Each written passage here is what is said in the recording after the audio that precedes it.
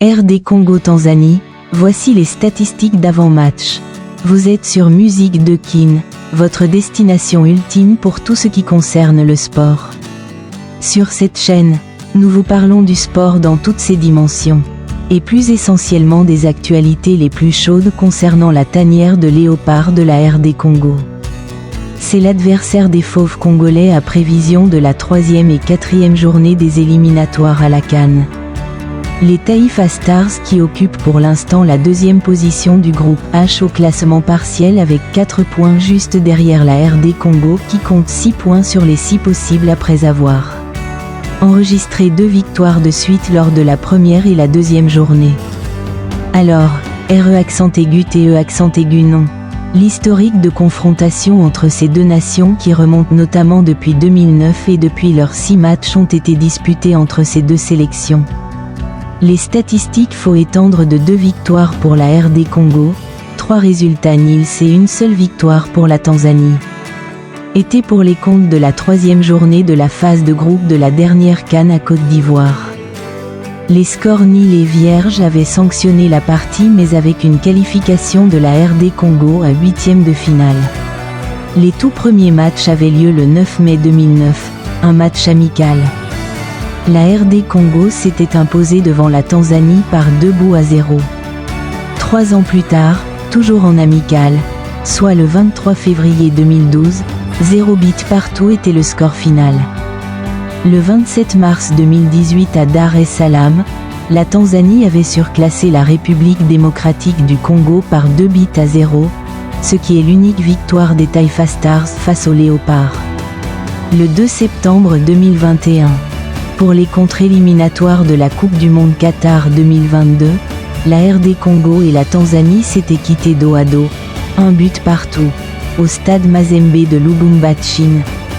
Avant que l'équipe congolaise aille l'emporter lourdement, c'était à déplacement par 3-0.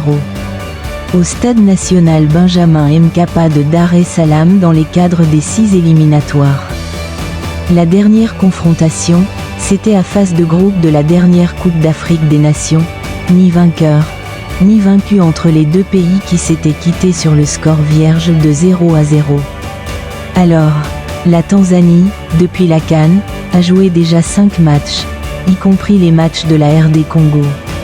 Ces 2 victoires et 3 matchs nés, 2 buts encaissés et 3 clean sheets. De quoi dire que cette équipe de la Tanzanie est quand même solide de facilement, qui est le compartiment le plus important dans une équipe.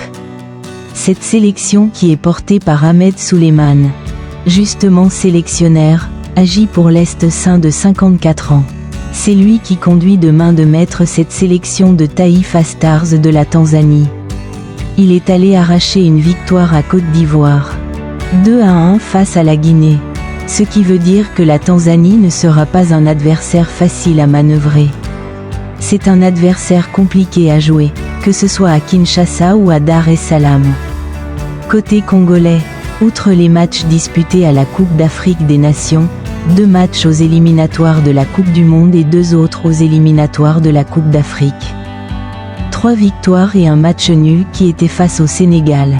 5 buts marqués pour les Fauves congolais. Un seul encaissé, ce qui montre que les Léopards se répondent aussi défensivement. 3 clean sheets donc. Mettre à l'actif les gardiens Dimitri Berthaud qui est exactement titularisé ces derniers mois avec le Leopard depuis la blessure de Lionel Passy à la CAN. Sébastien de Sabre aussi, depuis qu'il est à la tête de l'équipe nationale ces 6 matchs des éliminatoires de la CAN. 5 victoires et un seul match nul qui était face à la Mauritanie mais le match était gagné sur tapis vert après un score de 1 but partout dans les matchs. Magnifique, voilà, nous sommes bien arrivés à la fin de ce sujet. Si vous l'avez aimé, laissez un maximum de j'aime. Merci de partager avec nous en commentaire votre point de vue. Abonnez-vous massivement sur la chaîne. N'oubliez pas aussi d'activer la cloche de notification, question de ne plus rien rater des prochains sujets que nous allons aborder encore une fois. On se quitte avec espoir de se retrouver dans les tout prochains numéros d'Espoir Elector. Magnifique!